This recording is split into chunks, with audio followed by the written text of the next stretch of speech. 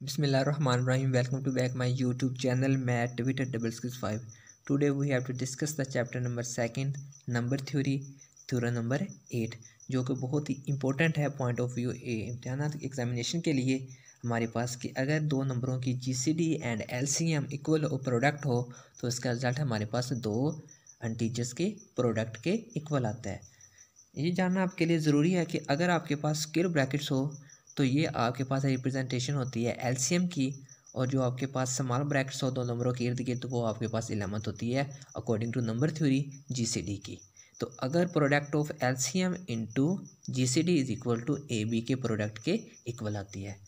तो सबसे पहले आपके पास स्टेटमेंट दी हुई है जी, let a and b any two integers, यानी कि ए एंड बी आपके पास कोई भी इंटीजर्स हैं और आपके पास एलसीएम इनटू प्रोडक्ट आपके पास जीसीडी है, उसका आंसर आपके पास एज इट दो इंटीजर्स के प्रोडक्ट आ रहे हैं। तो सबसे पहले आपके पास जो जीसीडी है गिवन स्टेटमेंट आपके पास क्या है जी, एलसीएम ए इंटू बी ये किसके इक्वल है आपके पास, जीसीडी डी के इक्वल है। तो इससे आपके पास क्या शो हो रहा है, ए जो है जीसीडी आपके पास वो ए को भी डिवाइड करती है और बी को भी डिवाइड करती है। तो आप लिख सकते हैं D divide A and D divide B, यानी कि जो जीसीडी है वो ए को भी डिवाइड करता है क्योंकि जीसीडी आपके पास क्या है जी, ग्रेटेस्ट कॉमन डिवाइज़र। जीसीडी क्या है जी, ग्रेटेस्ट कॉमन डिवाइज़र, जो ए का भी है और बी का भी है। अब डी ए को भी डिवाइड कर रहा है और डी बी को भी डिवाइड कर रहा है। अब देखें जी, ए आपके पास बड़ा नंबर है और डी आपके पास छोटा नंबर है। अब ए को डी के इक्वल होने या डी को ए के इक्वल होने के लिए किसी मल्टीपल की ज़रूरत है। वो क्या है जी आपके पास, हमने वो लिखा जी ए को डी को ए के इक्वल होने के लिए आर मल्टीपल की ज़रूरत है। हमने प्रीवियस लेक्चर में भी डिस्कस किया कि किस तरह दो नंबर जब कोप्राइम होते हैं तो इनकी जीसीडी 1 होती है, और कब जो डिविजिबिलिटी का थ्योरम अप्लाई होता है कि किसी नंबर को हम जो से स्मॉल नंबर पे छोटे नंबर को बड़े नंबर पे डिवाइड करते हैं तो वो किन कंडीशन पे हम उसे उसके मल्टीपल से मुताबिकत करार देते हैं। तो सेम कंडीशन में हमने देखा जी, जो ए डी है वो आपके पास छोटा नंबर है और ए आपके पास बड़ा नंबर है। अब डी ए को डिवाइड करता है, यानी कि डी को किसी मल्टीपल की ज़रूरत है ए के इक्वल आने के लिए। हमने इसके न्यूमेरिकल एग्जांपल भी दी, यानी कि 6 है, इसके मल्टीपल 2 एंड 3 है। अब 2 क्या आपके पास छोटा नंबर है और 6 आपके पास क्या जी, बड़ा नंबर। एक लम्हे के लिए आप इस नंबर को इग्नोर कर दें तो आपके पास रिजल्ट क्या आएगा जी, 6 इज इक्वल टू 2, यानी कि 2 डिवाइड करता है जी 6 को।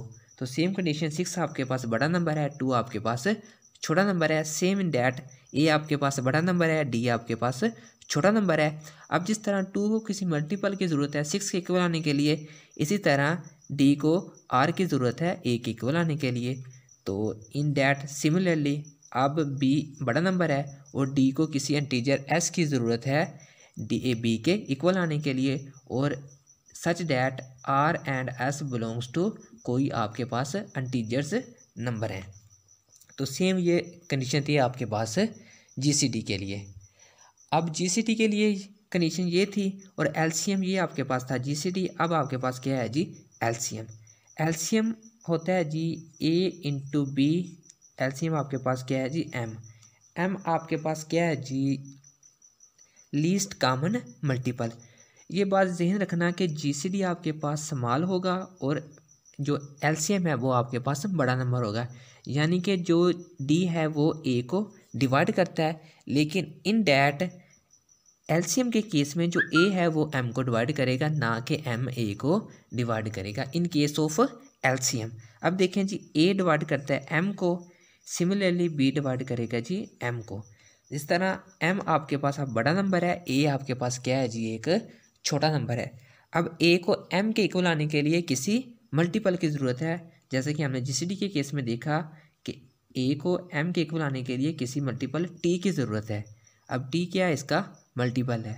इसी तरह सेम एम आपके पास बड़ा नंबर है और बी को किसी इंटीजर की ज़रूरत है किसके इक्वल आने के लिए, इस एम के इक्वल आने के लिए वो इंटीजर आपके पास डब्ल्यू है। तो देयरफॉर टी और डब्ल्यू आपके पास किससे बिलोंग करते हैं, इंटीजर से बिलोंग करते हैं। जो आपके पास लीनियर डेफोटाइन इक्वेशन है, general linear Diophantine equation of GCD की, वो क्या है जी, linear combination of GCD a and b. वो क्वेश्चन आपके पास क्या है जी, d is equal to a you plus b v. ये आपके पास कोई भी इंटीजर है, ए एंड बी कोई भी आपके पास इंटीजर है, और डी आपके पास क्या है जी, इन दो नंबरों का जीसीडी। दोनों तरफ से आप एम से मल्टीप्लाई करवाएं, मल्टीप्लाई बाय एम। जब एम से मल्टीप्लाई करेंगे तो आपके पास क्या वैल्यू होगी जी, m D is equal to m a you plus m b v. अब आपके पास क्या है जी, एम की वैल्यू 2 है। एक तो एम की वैल्यू आपके पास क्या है जी, डी आर है, और दूसरी वैल्यू आपके पास एम की वैल्यू क्या है जी, एम की वैल्यू एक तो पास आपके पास 80 है, और दूसरी आपके पास एम की वैल्यू बी डब्ल्यू है। यहाँ पे दोनों वैल्यू एम की पुट करें, लेकिन आप एम की वैल्यू ए इस जगह पे 80 नहीं पुट कर सकते, क्योंकि ए का आपके पास स्केयर आ जाएगा, तो स्केयर से आपने परहेज करनी है। तो यहाँ पे एम की वैल्यू आप 80 पुट करेंगे, यहाँ पे आप एम की वैल्यू बी डब्ल्यू पुट करेंगे।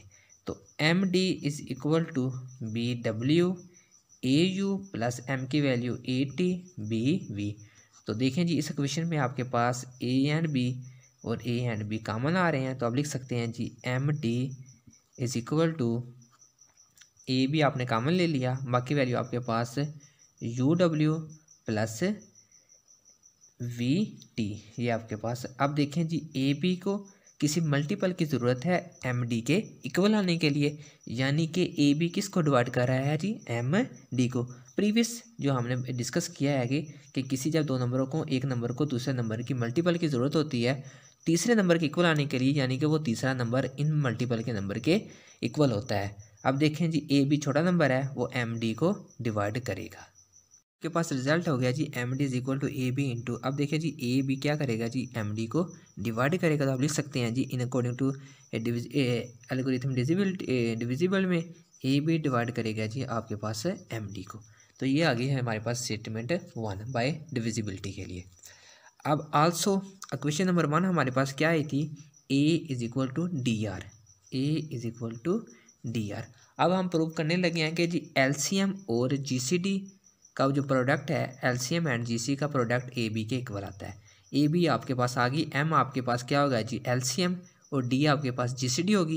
ये किसके इक्वल होंगे, ए बी के। यहाँ पे आपके पास डिविजिबिलिटी नज़र आ रही है ना, तो ये किस शक्ल में है, डिविजिबिलिटी की फॉर्म में है, तो हमने कन्वर्ट करना है इन्हें इक्वलिटी की फॉर्म में। अब a is equal to d r है फ्राम इक्वेशन 1, जो कि हमने ये वाली इक्वेशन नंबर 1 ली थी, ये इक्वेशन नंबर हमने 2 ली थी, यानी कि फ्राम इक्वेशन 1। अब दोनों तरफ आप क्या करेंगे जी, बी ओवर डी से डिवाइड करेंगे। गोल्डन रूल है ना, सेम रकम से आप मल्टीपल भी कर सकते हैं और डिवाइड भी कर सकते हैं।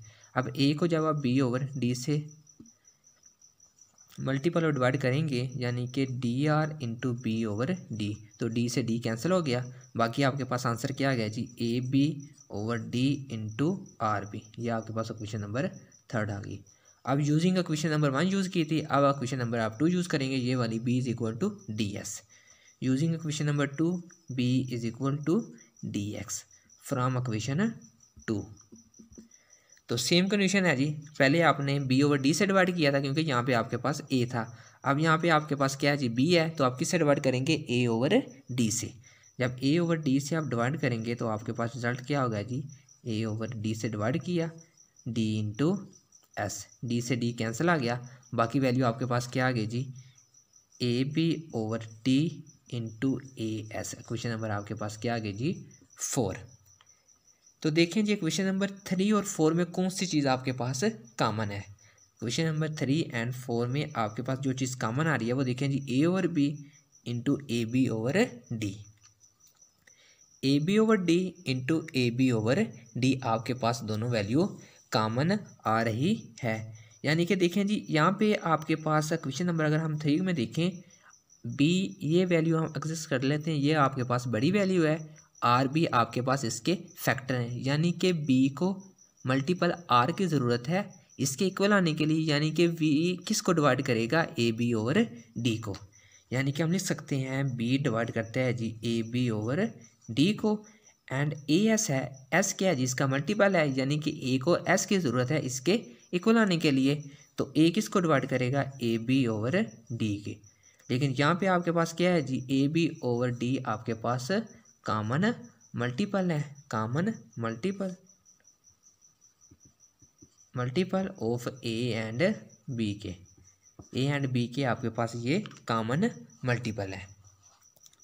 तो नेक्स्ट टाइम में आप देखेंगे जी, जब ए बी ओवर डी आपके पास कॉमन मल्टीपल निकल आए तो आपके पास क्या होगा जी, तो सेम कंडीशन जो आपने पहला रिजल्ट फाइंड आउट किया था जी, ए बी डिवाइड करता है जी एम डी को, ए डिवाइड एम डी। तो यही सेम कंडीशन आपके पास जब ए बी डिवाइड करता है जी एम डी को, एम डी को। अब देखें जी आपके पास ए बी ओवर डी आपके पास कॉमन मल्टीपल है ना, तो डी आके नीचे डिवाइड हो जाएगा, यानी कि A B over D is equal to, divisibility का थ्योरम आ गया जी, यहाँ पे आ गया जी एम। तो देखें जी जब एम इधर जाएगा वही सेम कंडीशन डी इधर चला गया, तो A B is equal to M D. आप इधर ले आएँ चाहे इधर लाए, चाहे आप एम डी को ए बी से डिवाइड करें, जब आप एम डी को ए बी से डिवाइड करेंगे तो आपके पास क्या होगा जी, अब लेते हैं ना कि 2 डिवाइड करता है जी 3 को और 3 डिवाइड करता है 2 को, इसका मतलब क्या है जी 3 और 2 आपके पास इक्वल नंबर है। ये आपके पास जनरल स्टेटमेंट है कि जब ए बी को डिवाइड करता है और बी ए को डिवाइड करता है तो वो दो नंबर आपस में इक्वल है। तो सेम कंडीशन कह रहा है जब ए बी एम डी को डिवाइड करेगा और बाद में एम डी ए को डिवाइड करेगा तो दोनों जो आपके पास वैल्यू है वो आपके पास क्या है जी, सेम है। तो हम लिख सकते हैं जी ए B is equal to M D. अब देखें जी ए बी क्या आपके पास प्रोडक्ट आ गया दो नंबरों का, और एम आपके पास एम क्या है आपके जी एल सी एम है ए एंड बी का, और स्मॉल डी आपके पास क्या है G C D A and B की। अब L C M into G C D is equal to A B. यही हमने प्रूव करना था कि दो नंबरों की L C M and G C D जब मल्टीप्लाई होती है तो आपके पास दो इंटीजर ए एंड बी उसके एज आउटपुट आपके पास इसका आंसर आता है।